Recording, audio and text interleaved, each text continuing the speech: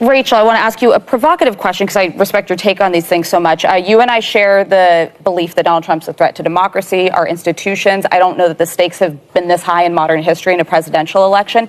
Yet, I'm skeptical of polls. We all are. Trump continues to outperform Biden in key battleground states. Is there a world in which Democrats should have a backup plan for Joe Biden? A backup plan? If he needed to be replaced on the ticket. If we're 3 months out and Trump's still beating him in Michigan, Pennsylvania, Georgia, Arizona, North Carolina. I mean, I think the backup plan is run a better campaign, right?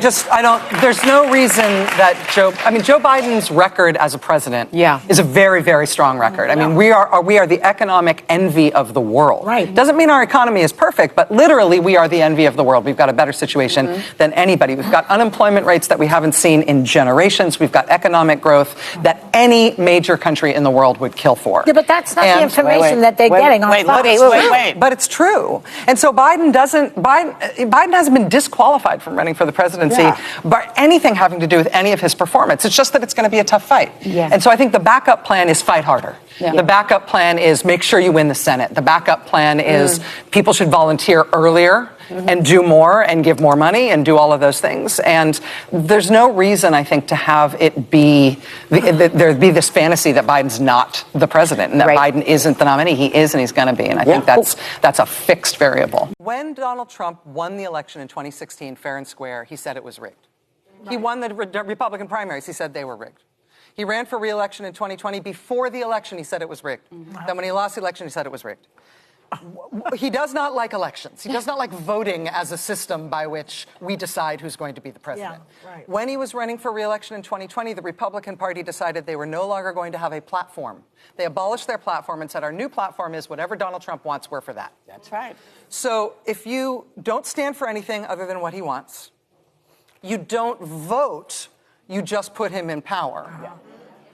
And once he's there, nobody is allowed to disagree with him or say anything that he doesn't believe. And what is that called? That is what a lot of other countries all around the world have, and it is not democracy. Right. Yeah. And so he's trying to get rid of the American system of government, and that means getting rid of a government that does anything other than serve him, and that's what Project 2025 is all about. Yeah. And that exists everywhere in the world, and it has never existed here before. And so I really think the bottom line here is that Trump and his movement, they are not running against Democrats.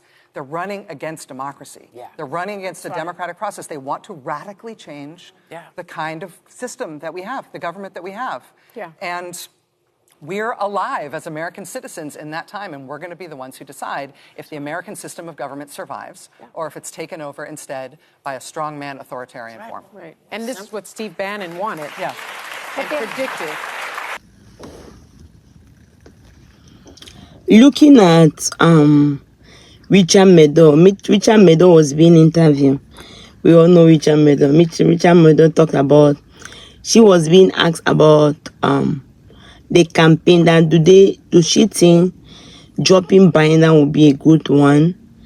Because there's no more time. It's like election is almost coming to a time. So would that be a bad idea that election is at the corner, they want to drop President Biden to take somebody else? What does she think?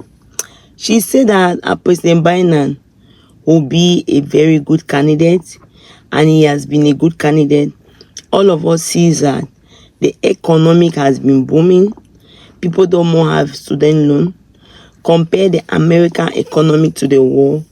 Like the war is hammering the American economy, which means that the president is doing a good job. Just pulling the president like that is not a good option according to her. So what the Democrats have to do is that they have to put more in force there. They have to campaign more. They have to go to the forefront and fight. They cannot just sit without doing much. They have a lot of work to do. They cannot just sit without doing nothing. They need to campaign more. Their voice needs to be heard more. They need to show and prove themselves that they can win. They're on the winning side, not allowing the Democrats to win them woefully. So they really have to do better as a person. They cannot just sit like that. That's all he's going to advise. So the Democrats have to work hard. Pulling President Biden, to him, to her, basically, the age does not have nothing to do. It's a result you want to see. They're talking about him being feeble. To him personally, all those things have been seen, but he has been doing so well. He has been performing. The result actually is a good one. So why will you pull somebody who have a very good result because of something that you cannot really have a basic and proof of? She went ahead and talked about President Donald Trump. That President Donald Trump, according to her, President Donald Trump does not want to accept failure. He's somebody that he always believes that if he doesn't get his way, just as the doctor said, according to the women in the view, Dr. Fauci said, that if you don't approve to his way, or he's going to fight you. He will not allow you. He cannot stay on the side without being the winner. He wants to be the winner at all times. So if he does not win, you're in trouble, according to the women in the view. So that's what happened. So he will not win. He claimed that they rigged the election when they won him 2020. Whatever he has been ripped above, he always believed that the election has been rigged. According to President Donald Trump, he doesn't want even election. He just want appointment like the other country in the world. And that's what they have been doing. They have been appointing. They have not even been voting. So President Donald Trump is looking for that type of situation, that even they put in the president, he just wants to be appointed. He don't want no election. He want to be like a dictator according to the people. So he doesn't even want. So they have been working hard and they have been talking about that, which cannot happen. They talk about Republican is all about 2025. So the Americans have to get up and be looking at 2025. What is 2025 talking about? 2025 is against abortion. Even in the scenario that the woman's life is at risk. We all know about ectopic pregnancy. They have to take their babies out. There's someone that the woman with miscarriage and particle remain in her. So they have to do that evacuation to take out that baby. So the Republicans said, according to 2025, Project 2025, they don't care. If you have such a scenario like that, you should just die. According to the women in review, they talk about that. Project 2025 also talk about birth control pill.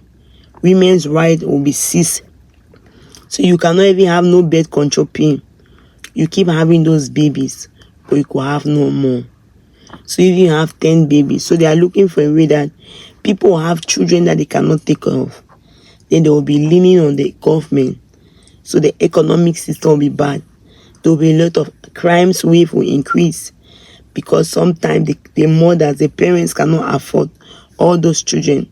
So they will be forced. The children will be forced to commit those crimes. They talk about IVF.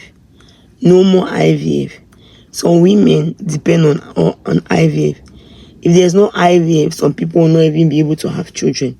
Some leaders today are from IVF. So those particular people could have not even existed.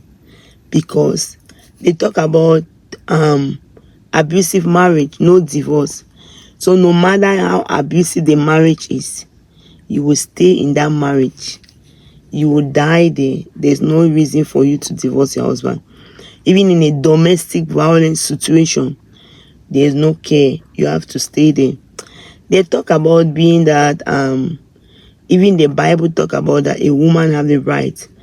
If you are tired of your husband, if your husband cheat on you, even the Bible said you can leave the man alone. So that was Richard Madoff on about President Donald Trump. What do you think about that? Do you support what she's saying, or are you against it? Let me see on comment on the. Let me see on comment on the comment section. Thank you very much for watching. If you have not subscribed, please help subscribe and help share the video.